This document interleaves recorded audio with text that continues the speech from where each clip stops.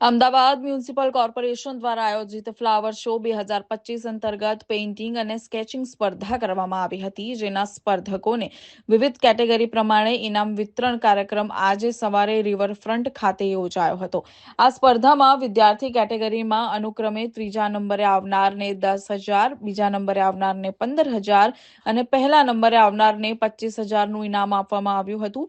શિક્ષક કેટેગરીમાં પણ અનુક્રમે ત્રીજા નંબરે આવનારને 10,000, બીજા નંબરે આવનારને 15,000 અને પહેલા નંબરે આવનારને 25,000નું ઇનામ આપવામાં આવ્યું હતું.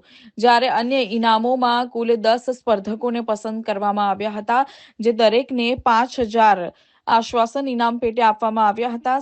સાથે જ દરેક વિજેતા સ્પર્ધકોને સર્ટિફિકેટનું પણ વિતરણ કરાયું હતું.